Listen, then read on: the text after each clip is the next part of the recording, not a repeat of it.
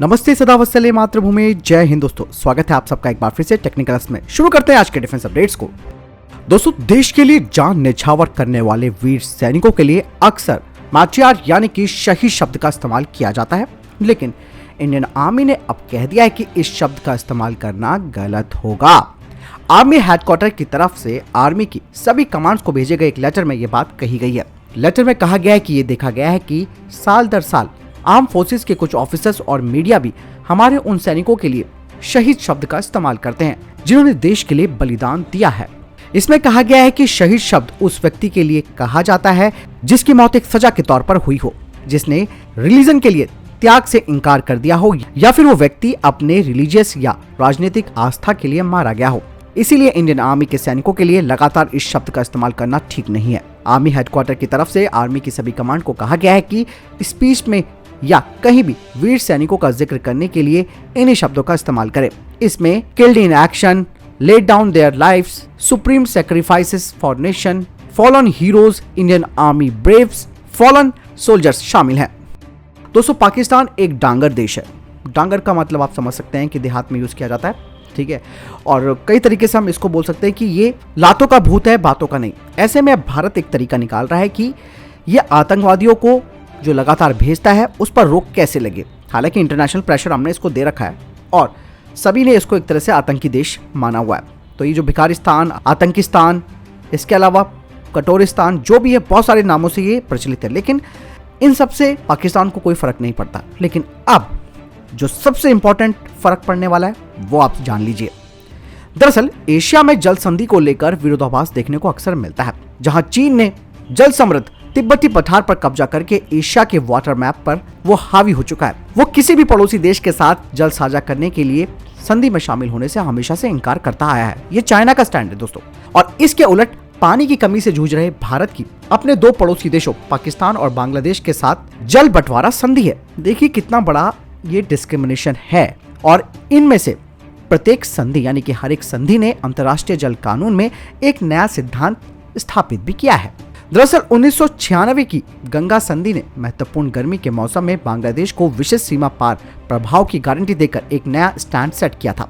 पाकिस्तान के साथ 1960 की सिंधु संधि अभी भी दुनिया की सबसे उदार जल बंटवारे की व्यवस्था बनी हुई है। दोस्तों इस संधि की वजह से भारत ने जो मूर्खतापूर्ण कार्य किया, इस तरीके से पाकिस्तान के लिए 6 नदी सिंधु प्रणाली में कुल जल प्रभाव का 80.52% रिजर्व कर दिया। दोस्तों मैं आपको बताना चाहूंगा कि वास्तव में इस ट्रीटी ने यानी कि संधि ने सिंधु बेसिन में नदियों को प्रभावी ढंग से विभाजित किया है, और जो भारत का जो अधिकार है वो निचले हिस्से में 3 छोटी नदियों तक सीमित कर दिया गया था।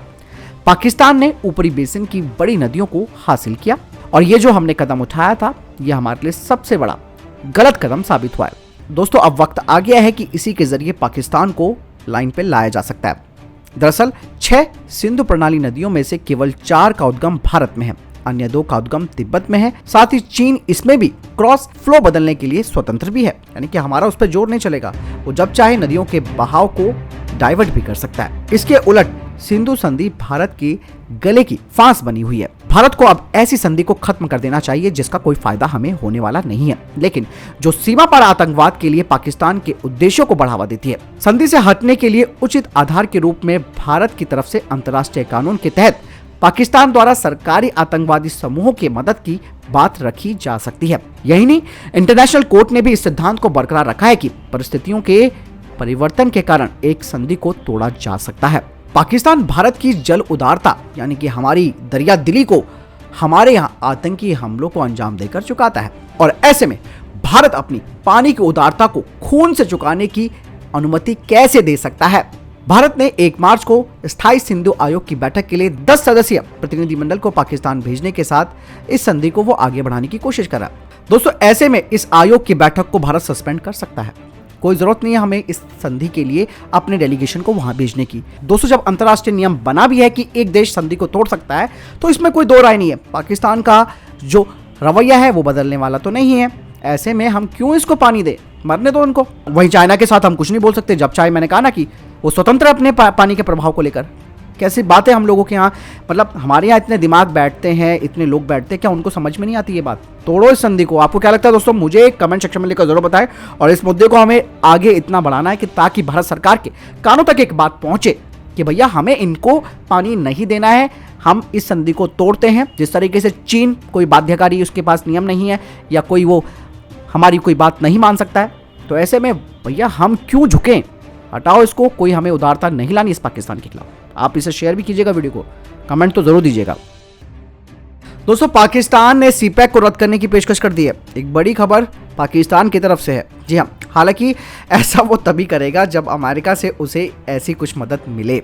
दरअसल एशिया टाइम्स ने यह दावा किया है कि पाकिस्तान एक बार फिर अमेरिका के साथ संबंधों को सुधारने की कोशिश कर रहा है। इस सिलसिले में इमरान खान ने मोहिद यूसुफ को पाकिस्तान का राष्ट्रीय सुरक्षा सलाहकार यानी कि NSA नियुक्त किया है। मीडिया रिपोर्ट्स में यह भी दावा किया जा रहा है कि अगर पाकिस्तान को वॉशिंगटन से इसी तरीके की कोई बड़ी वित्तीय मदद मिलती है तो वो चीन के सीपैक को कर देगा बाय बाय, यानी कि खत्म कर देगा। वहीं इमरान खान लंबे समय तक अपनी जनता को चाइना पाकिस्तान इकोनॉमिक कॉरिडोर यानी कि सीपैक के फायदों को गिनाते गिनाते उनके मुंह से पानी भी सूख गया है, इतना बोल चुके हैं इसके बारे में। लेकिन हाल ही में पाकिस्तान के इमरान खान ने कहा था कि हम सीपैक और ग्वादर को भू अर्थशास्त्र के लिए एक महान अवसर के रूप में देखते हैं। हालांकि हम यहाँ पे हिंदी शब्दों का इस्तेमाल कर रहे हैं। इसी बात से दोस्तों ये बात साबित हो जाती है कि पाकिस्तान इस प्रोजेक्ट से पीछे हटने के लिए तैयार हो चुका है। और कुछ रिपोर्टें ये भी आई हैं कि 2 साल से सीपैक पर काम बंद है, जिससे चीन भी काफी नाराज है क्योंकि वो इस प्रोजेक्ट में करीबन $16 अरब खर्च कर चुका है। हालांकि इस पर असमंजस अभी भी बरकरार है क्योंकि एक और पाकिस्तान की वो चीन को मना कर इसे शुरू करना चाहती है, लेकिन काम शुरू होता उससे पहले ही प्रोजेक्ट का विरोध चरम पर पहुंच रहा है। दरअसल बलूचिस्तान के ग्वादर में गदर मचा हुआ है। बीते कुछ दिनों में पाकिस्तान के आंतरिक हालात इतने खराब हो चुके हैं कि लगातार इस प्रोजेक्ट का विरोध चल रहा है। यही नहीं, वहां के लोगों का मानना है कि सीपैक पर कोई भी काम अगर शुरू होता है तो उससे पहले आप बुनियादी सुविधाएं तो दें हमें। एक दिन जंग का अखाड़ा बन जाएगा पाकिस्तान, और चाहे वो चाइना की गोद में जाकर बैठ जाए या फिर अमेरिका की, होने वाला कुछ नहीं है। आपको क्या लगता है? कमेंट सेक्शन में लिखकर जरूर बताएं। दोस्तों, हाल ही में एक खबर आई थी कि भारत ने अमेरिका से 30 प्रीडेटर जो ड्रोन का सौदा है उसे होल्ड पर रखा गया है। लेकिन अब इस पे एक नई रिपोर्ट सामने आ गई है कि भाई भारत इसे अब खरीद सकता है और बातचीत अंतिम दौर पर पहुंच चुकी है। और इसकी अनुमानित लागत आपको मालूम ही है कि $3 अरब की है। और ऐसा भी कहा जा रहा है कि ये पहली बार है जब अमेरिका किसी गैर नाटो सहयोगी देश को ये ड्रोन बेच रहा है। वहीं जो हमारे सरकारी सूत्र हैं उन्होंने बताया कि भारत और अमेरिकी सरकार के बीच 30 प्रीडेटर खरीद का कार्यक्रम बातचीत के अंतिम दौर पर पहुंच गया है। दोस्तों, जब ये पहली बार खबर आई थी कि इस ड्रोन के सौदे को कैंसिल कर दिया गया है तो ये एक बहुत बड़ी बात समझी जा रही थी। ऐसे में ये भारत के स्वदेशी ड्रोन के लिए एक बड़ा फायदा लेकर आ गया था। दरअसल 30 ड्रोन खरीदने का ये जो सौदा है वो एक तरह से पैसों की बर्बादी भी है क्योंकि अमेरिका तकनीक हमें नहीं दे रहा है। यानी दोस्तों, इसके अलावा ये जो प्रीडेटर ड्रोन है वो पुराने हो चुके हैं। इससे अच्छा तो हमारा रुस्तम है जो काफी बेहतर और एडवांस एविनिक्स के साथ है। बस इसका काम जो है वो तेजी से होना चाहिए।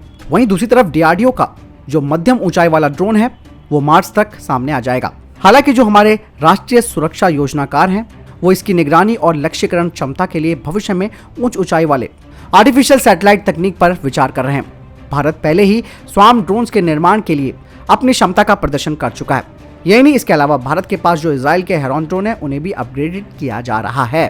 प्रीडेटर टाइप के ड्रोन को हथियार से लैस किया जा सकता है। इनमें जो खास बात होती है वो है लेजर गाइडेड बम्स। हालांकि इन ड्रोन्स के आ जाने के बाद से भारतीय जो सशस्त्र बल है उनकी लॉन्ग रेंज प्रिसीजन स्ट्राइक की जो क्षमता है वो बढ़ जाएगी।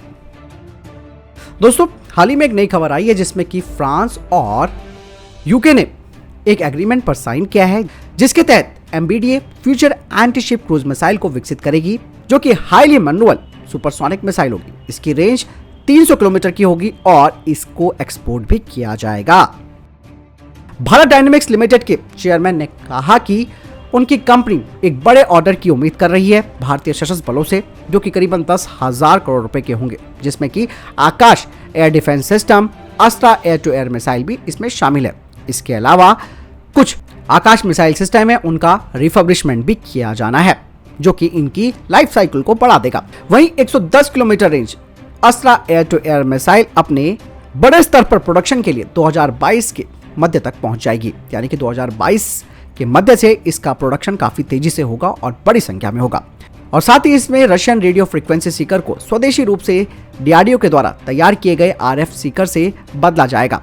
वहीं भारतीय वायुसेना के Su-30 फाइटर जेट्स अपनी कॉम्बैट पेट्रोलिंग में अस्त्रा मार्क 1 को अपने साथ ले जाते हैं और कहा जा रहा है कि करीबन 500 मिसाइलों के ऑर्डर और दिए जा सकते हैं और इसके बाद बड़ी संख्या में इनका ऑर्डर तेजस लाइट कॉम्बैट एयरक्राफ्ट और MiG-29 UPG फाइटर जेट्स के लिए भी किया जाएगा। यानी दोस्तों हम ये भी उम्मीद करते हैं कि अस्त्रा MK1 के काफी ऑर्डर दिए जाएंगे और आगे भविष्य में हम अस्त्रा मार्क 1 को एक्सपोर्ट भी कर पाएंगे। अस्त्रा MK1 हमारी पुरानी रशियन R-77 मिसाइलों के लिए प्रभावी प्रतिस्थापन होगा। दोस्तों जैसे कि आप सभी को मालूम है कि टर्की और पाकिस्तान मिलकर 5वीं जनरेशन के फाइटर जेट TFX को बना रहे हैं, लेकिन अब टर्किश इसके इंजन के लिए अन्य देशों के मुंह देख रहा है जो कि इस एयरक्राफ्ट को पावर देंगे। वैसे भी मैं आपको बताना चाहूंगा कि जर्मनी और अमेरिका पहले ही मना कर चुके हैं अपने इंजन को टर्की को देने के लिए और यही नहीं दोस्तों, रशिया भी टर्की को अब इंजन सप्लाई नहीं कर पाएगा क्योंकि अमेरिका ने उस पर नए प्रतिबंध लगा दिए हैं। लेकिन एक ऑप्शन बचा हुआ है तुर्की के पास, वो है रोल्स रॉयस, यूके और यूक्रेन। यही दोस्तों, टर्की ने अपने TFX प्रोग्राम के लिए नए और एडवांस ISR रडार पर काम कर रहा है जो कि गैलियम नाइट्रेट टेक्नोलॉजी पर आधारित होगा। इसके अलावा वो पहले से ही कई सिस्टम जैसे कि radar warning system, missile approach warning system बना चुका है और उन्हें अपने एयर प्लेटफॉर्म पर लगा भी चुका है। तो दोस्तों ये थे टॉप डिफेंस और स्पेस अपडेट्स। वीडियो के संबंध में कोई प्रश्न जवाब है, आपका कोई सवाल है, कमेंट सेक्शन में लिखकर जरूर बताएं। मिलता हूं वीडियो के साथ, ख्याल रखिएगा अपना और वीडियो को शेयर जरूर कीजिएगा। जय हिंद, वंदे मातरम।